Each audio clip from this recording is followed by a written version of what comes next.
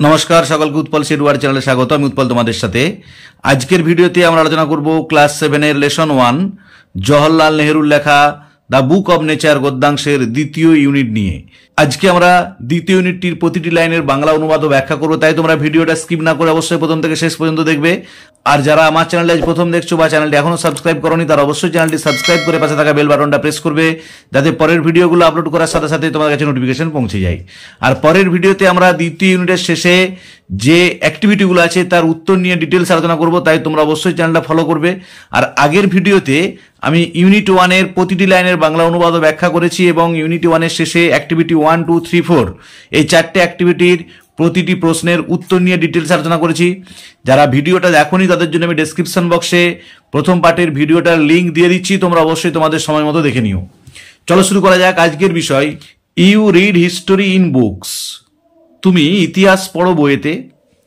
But in old times, কিন্তু প্রাচীনকালে, when men did not exist, যখন মানুষের অস্তিত্ব ছিল না, শিওরলি নিশ্চিতভাবে no books could have been written, কোনো বইও লেখা হয়নি।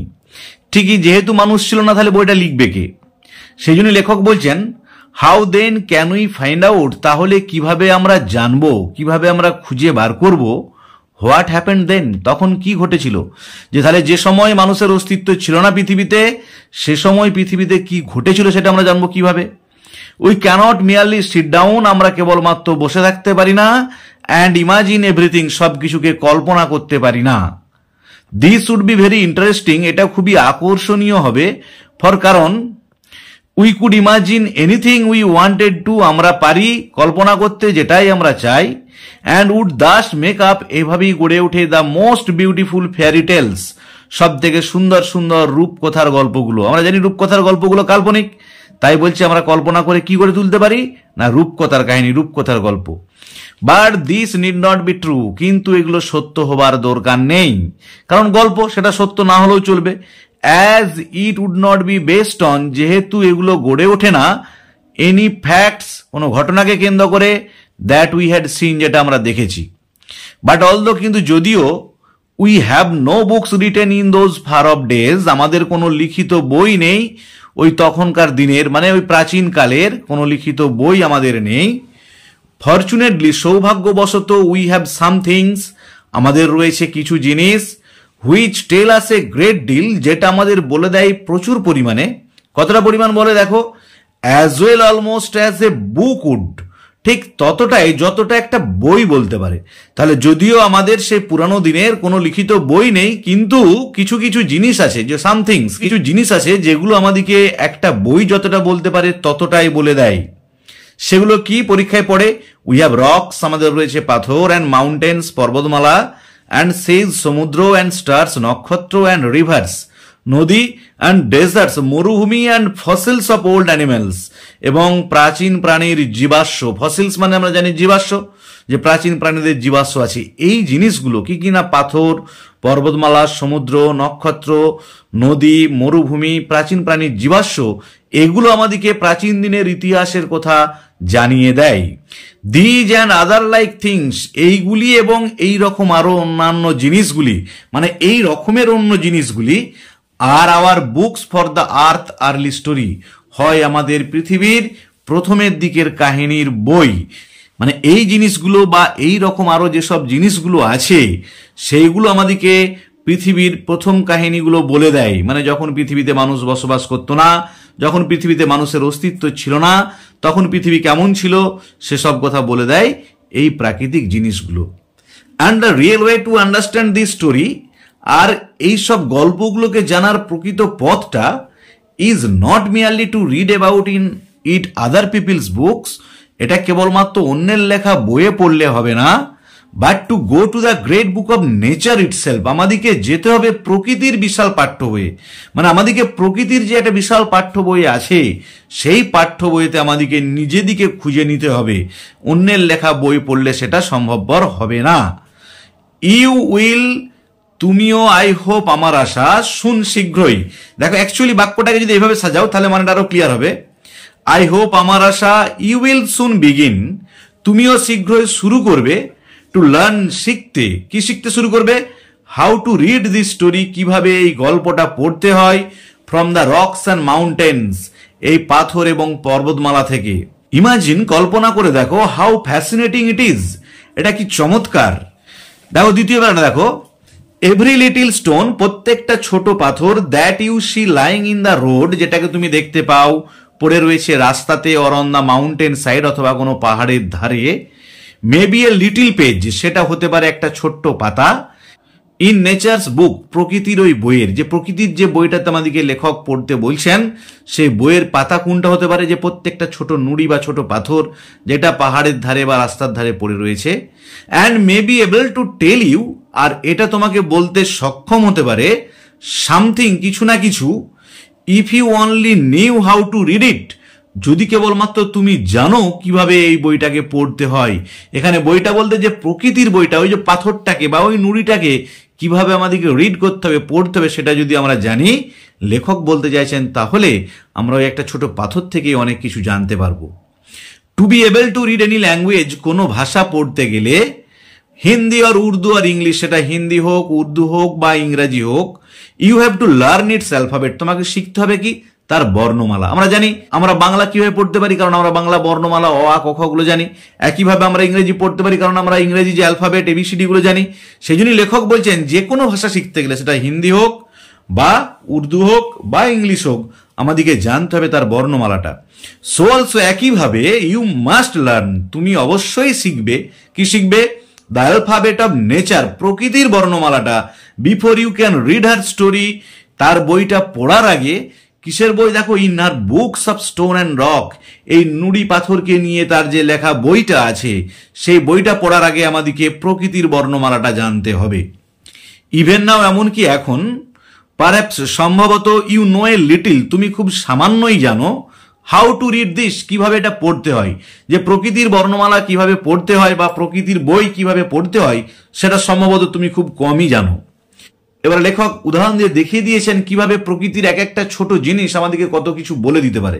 কি বলছেন দেখো, if you see a little round shiny pebble, যদি তুমি দেখতে পাও একটা ছোট গোলাকার চকচকে নুড়িকে, does it not tell you something, এটা কি তোমায় কিছু বলে দিচ্ছে না, যে ওই নুড়িটা কি তোমাকে কিছু বলছে না?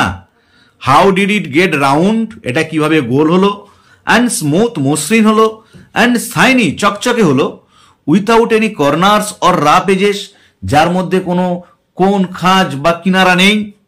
If you break a big rock, যদি তুমি একটা বড় পাথরকে ভাঙো, ইনটু স্মল বিটস, ছোট ছোট টুকরো করে, যে যদি একটা বড় পাথরকে ভেঙে ছোট ছোট টুকরো করো, ইচ বিট ইজ রাফ, দেখবে প্রত্যেকটা টুকরোই হবে অমসৃণ, and has corners and rough edges, যাতে থাকবে অনেক কিনারা, খোঁজ, এরকম থাকবে। It is not at all like a round smooth pebble, এটা আদেও একটা এরকম গোলাকার মসৃণ নুড়ির মতো হবে না। ঠিকই, যে আমরা একটা পাথরকে যদি খণ্ড খণ্ড করি, সেটাতে যে খণ্ডগুলো পাবো, সেগুলো কিন্তু একটাও একটা নুড়ির মতো অত মসৃণ, অত চকচকে, অত গোল হবে না। হাউ দেন, তাহলে কি করে, did the payable become so round and smooth and shiny, তাহলে কি করে ওই নুড়িটা এত গোল হলো কি করে, মসৃণ হলো কি করে, এত উজ্জ্বল হলো কি করে?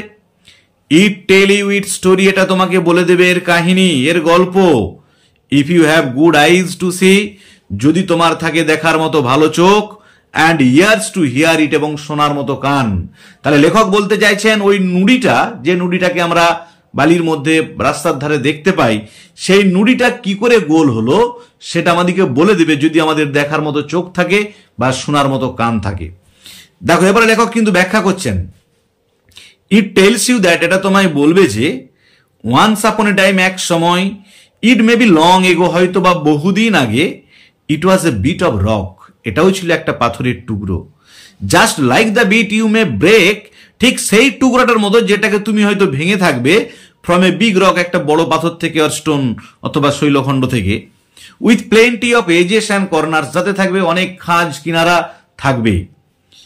প্রবাবলি, সম্ভবত, ইট রেস্টেড, এটা পড়েছিল, যে ওই ভাঙা পাথরের টুকরাটা পড়েছিল, অন সাম মাউন্টেন সাইড, কোনো পাহাড়ের ধারে।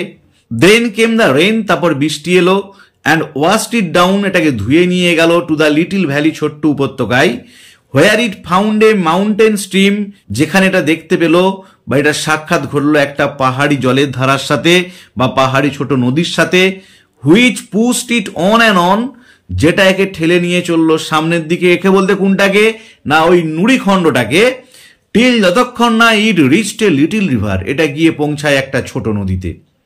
অ্যান্ড দ্য লিটল রিভার, তারপর ওই ছোট্ট নদীটা টুক ইট টু দ্য বিগ রিভার, এটাকে নিয়ে গেল কোথায়, বড় নদীতে।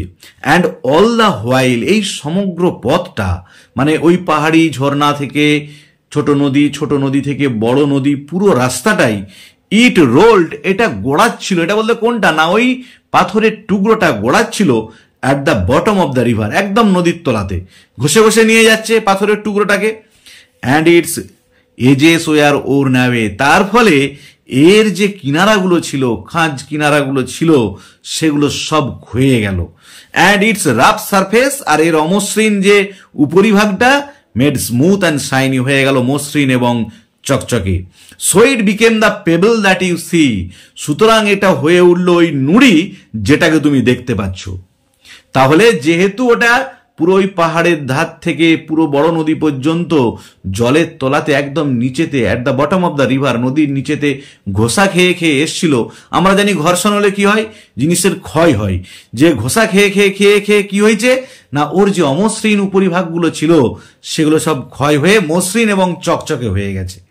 সামাও যেভাবেই হোক the river left it behind, নদী এটাকে ফেলে রেখে গেছে, মানে নদী ওটাকে আর বয়ে নিয়ে যেতে পারছিল না। অ্যান্ড ইউ ফাউন্ড ইট, তুমি এটা খুঁজে পেয়েছিলে বা দেখতে পেয়েছিলে। If the river had carried it on, যদি নদী এটাকে আরো বয়ে নিয়ে যেত, মানে যদি ওই নুড়ি খণ্ডটাকে আরো নদীর সামনের দিকে নিয়ে যেত, it would have become smaller and smaller, তাহলে এটা ঘষে ঘষে আরো ছোট হতো। টিল অ্যাট লাস্ট, অবশেষে যতক্ষণ না it became a grain of sand, এটা হয়ে যায় একটা বালির কণা। অ্যান্ড জয়েন্ট ইটস ব্রাদার্স, এবং যোগদান করে অন্যান্য বালুকা রাশির সাথে। এখানে ভাই মানে কি, অন্য যেসব বালুকা রাশিগুলো রয়েছে অ্যাট দ্য সি সাইড, সমুদ্রের ধারে, মানে ওই বড় নদীটা আমরা জানি কোথায় গিয়ে পড়বে, কোনো না কোনো সমুদ্রে। তাহলে লেখক কি বলছেন, যে ওই বড় নদীটা এটাকে ঘষতে ঘষতে যখন নিয়ে যাবে তখন এটা পরিণত হবে একটা বালির কোণাতে, এবং সেই বালির কোণাটার মিলন হবে কোথায়, অন্য বালুকা রাশির সাথে অ্যাট দ্য সি সাইড, সমুদ্রের ধারে। To make a beautiful beach, যেটা তৈরি করবে একটা সুন্দর সৈকত বা একটা সুন্দর সমুদ্র তট। হোয়ার লিটিল চিলড্রেন, যেখানে ছোট্ট শিশুরা ক্যান প্লে, খেলতে পারে, অ্যান্ড মেক ক্যাসেলস, এবং দুর্গ বানাতে পারে, আউট অফ দ্য স্যান্ড, বালি দিয়ে। যে তখন ওই ছোট ছোট ছেলেরা, ওই বাচ্চা ছেলেরা গিয়ে ওই বালুকা রাশিকে নিয়ে ছোট ছোট দুর্গ বানাবে, খেলা করবে। দিয়ে দেখো কি বলছে লেখক, if a little pebble can tell you so much, দেখো লেখক বলছেন যদি একটা ছোট নুড়ি তোমাকে এত কিছু বলতে পারে, যে সে কিভাবে মসৃণ হলো, কিভাবে চকচকে হলো, সেখান থেকে কিভাবে একটা বালুকণায় পরিণত হলো, সব কিন্তু বলে দিচ্ছে আমাদের। তাহলে যদি একটা ছোট নুড়ি এত কিছু বলতে পারে, how much more could we learn, আমরা আরো কত কিছু জানতে পারি, from all the rocks and mountains, সমস্ত পাথর এবং পর্বতমালা থেকে, and the many other things, আরো অন্যান্য সব জিনিস থেকে, উই সি অ্যারাউন্ড আস, যেগুলো আমাদের চারপাশে আছে। দেখো এবারে তো এখানে ওয়ার্ড নেস্টে 3টে ওয়ার্ড দিয়ে আছে। ফ্যাসিনেটিং মানে ভেরি ইন্টারেস্টিং, খুবই আকর্ষণীয়। পেবেলস মানে স্মল পিস অফ স্টোন, ছোট নুড়ি যেটাকে বলা হয়। আর ক্যাসেলস মানে ফোর্টস, দুর্গ। তাহলে আজকের ভিডিওতে আমরা ক্লাস 7-এর জওহরলাল নেহরুর লেখা একের lesson the book of nature, এই গদ্যাংশের ইউনিট 2 এর প্রতিটি লাইনের বাংলা অনুবাদ ও ব্যাখ্যা করলাম।